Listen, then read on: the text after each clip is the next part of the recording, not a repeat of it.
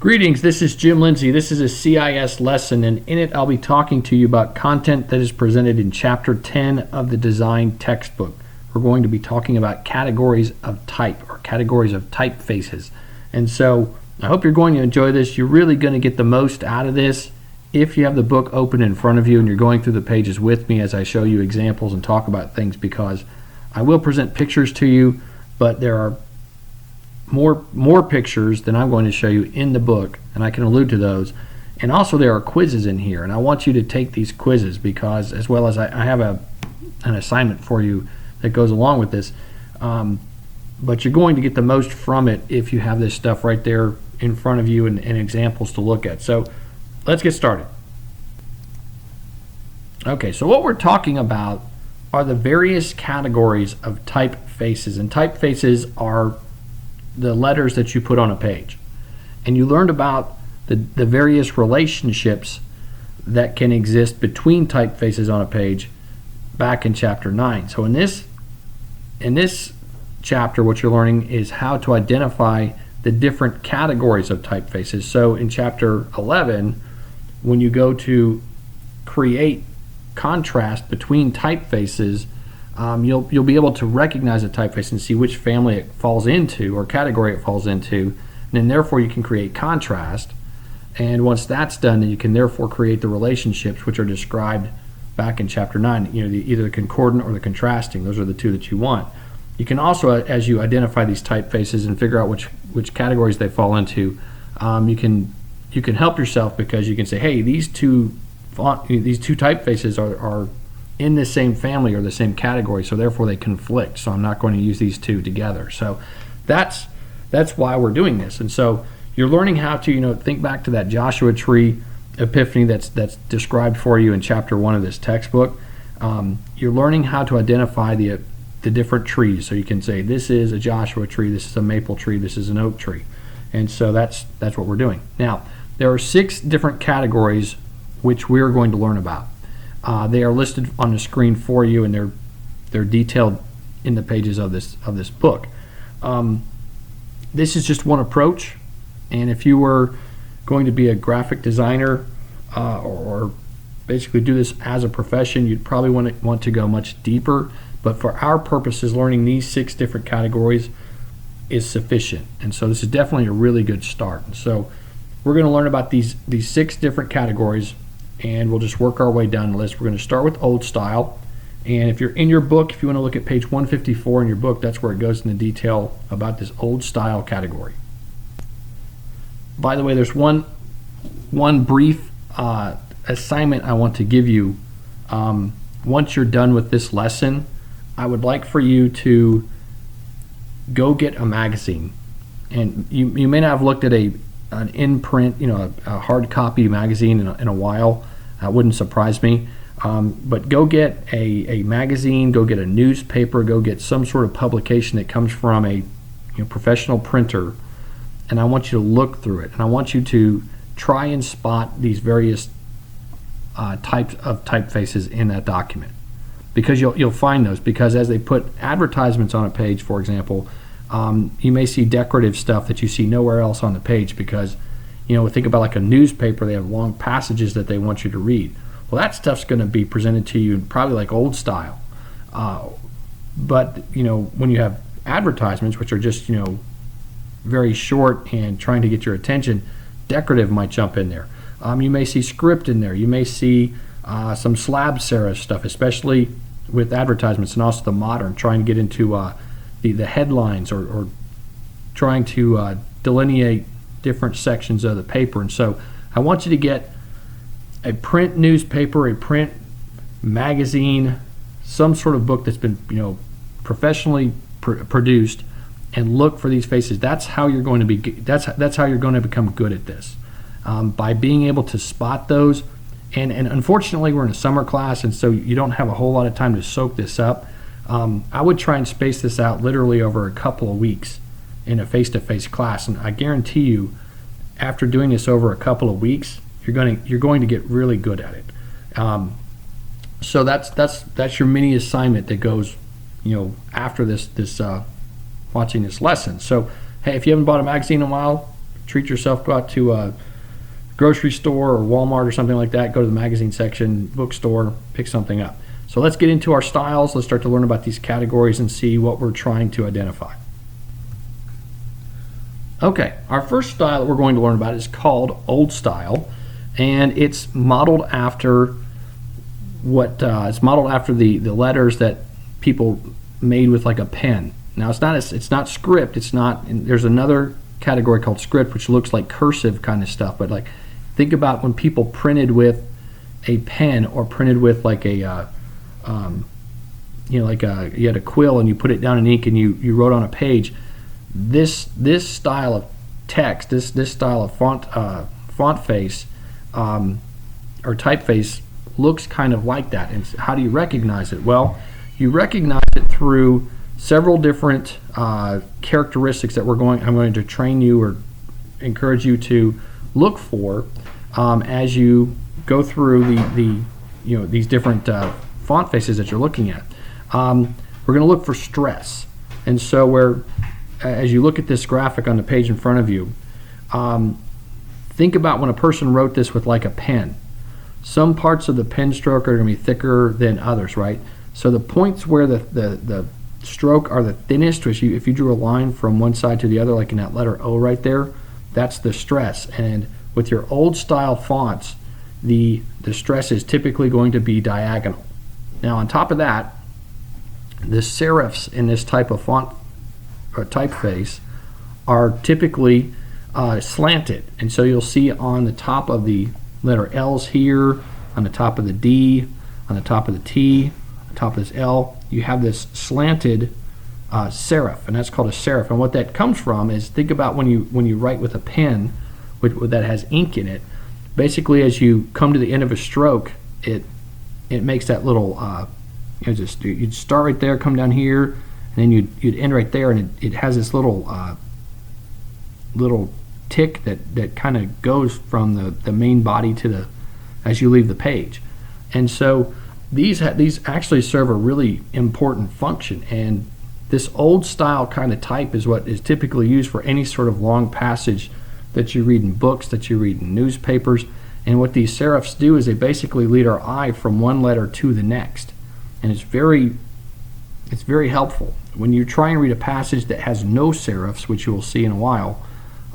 Trying to read long passages of text that have no serifs will almost give you a headache. And so these serifs, they come from the natural progression of using a pen and making the letters.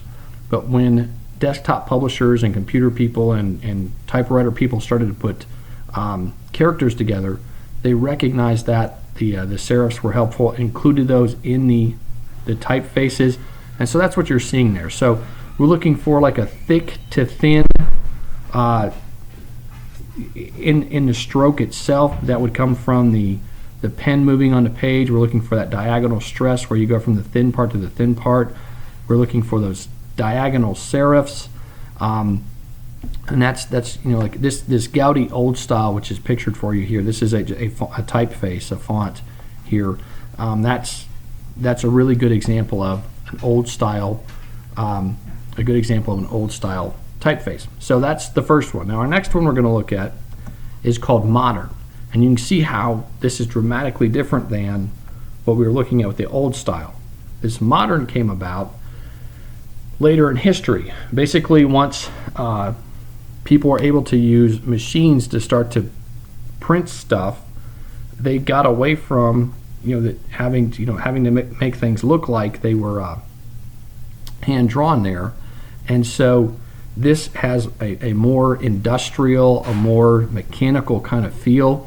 You'll see in several of the ways that we characterize this sort of typeface is basically the stress is vertical.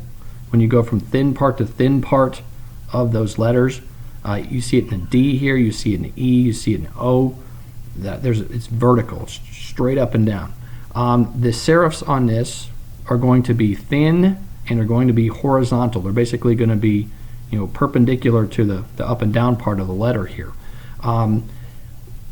We also have this very radical thick to thin, almost a ridiculous thinness. If you were to step real far away from this would almost look like just pickets of a fence. This would almost be very difficult to read from a great distance. And so this is the modern style. And again, this came at this was created at a later date than the old style.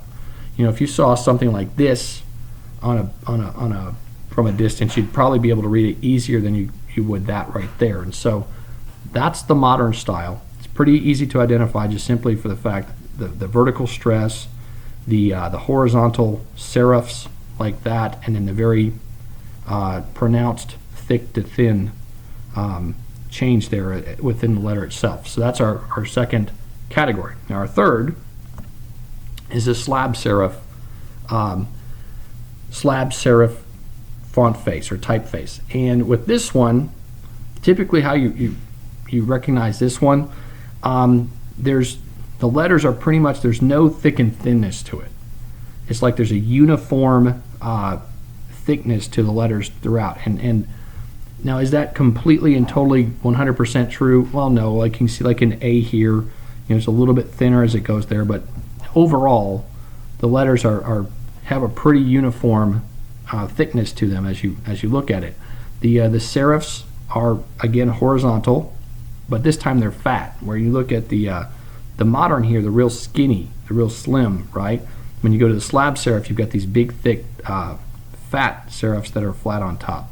The vertical stress is also in this one. So from modern to slab serif, you still have these vertical serifs, but you can see that if you were a distance away from this one, this would actually be pretty easy to read. This is almost as advertising came around and as people started to put posters and billboards and things like that up, this became really helpful because, imagine trying to read that from a billboard. That would be pretty difficult to read at a billboard distance, as would that. But you come to the slab serif, and bam, that's pretty legible or pretty readable from a good distance away. And so this is our slab serif example. Okay, so that's our third category. Now our fourth category is very similar to the slab serif, but with one major difference. And so this is our fourth one right here, sans serif. And you can see right away that the difference between slab serif and sans serif is that the sans serif has no serifs, and that's what sans means. It means without. And so where you can see on the modern, the old style modern and slab, we have these serifs at the top of the letters, right? On the sans serif, there are none. And so that makes this a very easy category to spot. Going, oh, there are no serifs. This one is obviously a sans serif font. This sans serif also has the almost uniform thickness throughout as you look at the letters. There is no stress on these because everything has the same thickness, and so that's typically the way you recognize this one is basically there are no serifs. So if it falls into that category, and this also is good for if you're trying to read something from a good distance away, but this category, this typeface, is horrible if you're trying to make body text. Do not use sans serif characters if you're doing body text. And what I mean by body text, I mean like if you're writing a story, like you're doing a newsletter, the story itself should be in some sort of font that has serifs. This sans serif would be great for the headlines or for the masthead, but don't use this in the body text. So that is our fourth category. Now the last two are sort of they're kind of fun to look at. And where we are in the textbook, we're about to page 159 here, 159, 160 in that neighborhood. Each one of these different categories of typefaces, the author has listed for you many examples of those typefaces. And so if you're looking for examples on your computer of this kind of font face or typeface, look in the book and you can see suggestions for you for these different typefaces. And also you can go to Design10.com, that place I showed you, and you can find and download various fonts that fall into these typefaces as you're trying to make your own documents. Let's look at the last two. categories. The fifth one for us is the script style, the script category. And what this is supposed to look like is if you were writing with like that ink quill, like think of Harry Potter movies when they have their parchment out and their turkey feathers and they're going to town writing their parchment papers. That's what this sort of typeface is supposed to look like. And so, or think of cursive. And so you've got all these different examples of script font faces. The way that you recognize these is basically it looks like you had an ink pen and you wrote it on the page. That's how you spot these. I wouldn't use these for body text. For like a really long passage, I think it'd be kind of hard to read. Like especially one like this one right here. Trying to read a whole book made out of that would be pretty difficult. But like signatures would be cool looking in that. This one you could probably get away with doing some body text maybe, and this one maybe, but that's how you spot this category of typefaces. It looks like somebody wrote it with like an ink pen or one of those quills. Our last one is called decorative, and it looks like this. And basically if it's kind of weird and it doesn't fit in any of the other categories, we put it here in decorative, and there are several different examples listed for you there. On the page, this comes from the textbook right here. This is one that I had on my computer.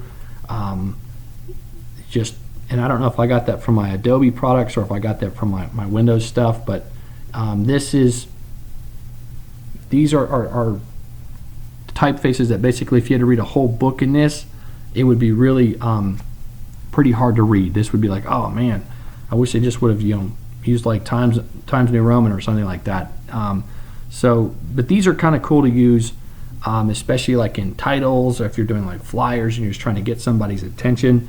These are really cool fonts to use for things like that. If you're doing a menu and you've got like the fajita thing right here, like let's say you're going to have like a bunch of different types of fajitas, having that real big and maybe kind of can it over, that sort of stuff is where you use these sorts of typefaces.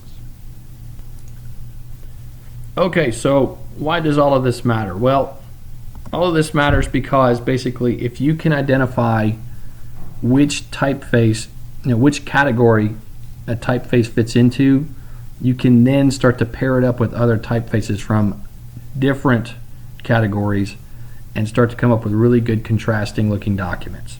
That's why we do this. Or you can figure out that, hey, this one, this typeface and that typeface both fall into the same category, and so I'm not going to use those together in the same document. I like both typefaces, but I'm going to use this one in one document and this one in the other document. So that's why you want to learn this stuff, and that's where the quizzes, if you look in your book, if you flip back to page 162, 163, there's some good quizzes in here. 161, so again 161, 162, 163, do those quizzes. Work hard to try and get those quizzes. Once you think you have the right answers, flip to the back of the book and they have the answers listed for you there. Back in the appendix it has the answers for you, so you can try it for yourself, try and get it, and then back in the back they have answers as well as some explanation about why things are with the answers that they've chosen for you. So do those quizzes. Also do that magazine or newspaper exercise that I asked you to do. Go get a magazine and look for these different types of typefaces in those publications, because in doing so you're going to get much better at spotting these and using those effectively. I wish we had more time within the semester to do this, but work on this as well as you can, and by the end of the summer you won't be able to, I think you'll look at publications differently. I think if you kind of devote some energy to this, you'll really become a lot better designer by the end of the summer. And unfortunately, we're so quick in this summer term that you may not get to that full potential within this summer term, but by the end of summer I think you're going to be really good at spotting these and then employing these. So thanks for your attention, and I look forward to seeing your work.